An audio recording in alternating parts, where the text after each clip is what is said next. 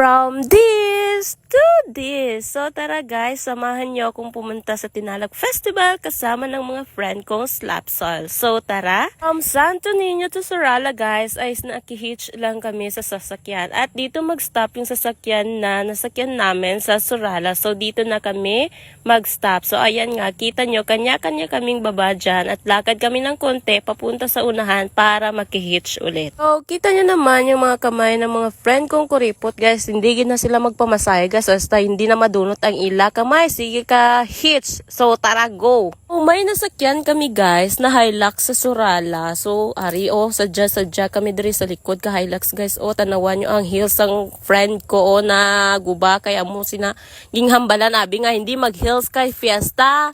Magchinelas na lang o di. So, fast forward guys, as nasa banga kami, sobrang traffic talaga ang agtang ko dyan Hindi nyo na pagpansin na guys So, nandito na kami malapit sa Alunan Avenue. Sa pagbaba namin dyan guys, madami talagang nakapila na mga sarakyan guys. Grabe kadamo sang tao. Dyan sa unahan namon guys, damo-damo tao as in. So, ayan. So, galakat lang kami dyan guys. Kaya alam niyo niya ang mga kuripot. So, habang galakat kami guys, nakita namon ang mga kubo nila dari sa gilid. Nami as in.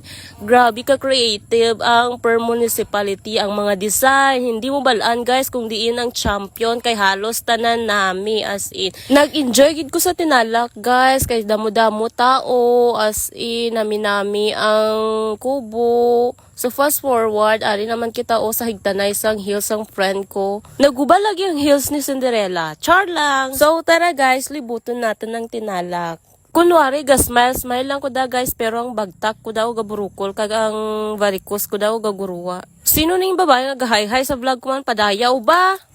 Kung si Ivana iyaga pang hatag sang 100 iPhones, ako iyaop din nyo kung maglagaw sa Tinalak nga 100 lang budget, go! So sa paglakat namon guys, kita nyo yung mga lalaki, bet ko yan lahat. Joke lang guys. So bago kita magrakrakan sa Tinalak guys, mangita anay takan-anan, kagdri kami napadpad sa biwok. Tanawan nyo ang babae dra guys, daw namit-namit. Ay, char lang ang isa galyang namit guys, joke lang. Sino ning kaon man daw si Mami Jupeta? Joke lang, namit kaon ba? So, pagkatapos namin kumain guys, pumunta kami sa S Center Point para magpa-retouch. Tanawang babae daw bakla lang Char lang, ang agtang dao, itom-itom, ang face dao, hagard-hagard. So, ari na kami guys sa grocery area para mangita CR. Yan, retouch ang babae, ano nang ginaklip mo man? Kunwari, retouch na siya, pero mas gwapa pagaling transgender sa iya. Daw bakla lang siya, So, ayan, after 100 hours ay natapos din at ready na gid kita makipagrakrakan sa Tinalak. So, pag-abot namon sa Alunan Avenue guys, nakita namon nagsigawasan ng mga pabida daw sinogid ka mo. Ano nang ginakanta mo kulit man pusong bato? Ay, joke lang. Si kulit guys, sa personal, gwapa-gwapa gid siya. Pati ari gwapo-gwapo as in. Si Seth guys, luluhuran, promise, 100% gwapo-gwapo nga bata, Makahambal nga bata ba daw tigulang gid. Ay ka, edad ko manggali sila Seth guys ba. Sino ning artista nga daw ginakuha sa langit man? I-comment nyo kung ano pangalan, hindi ko balaan ba.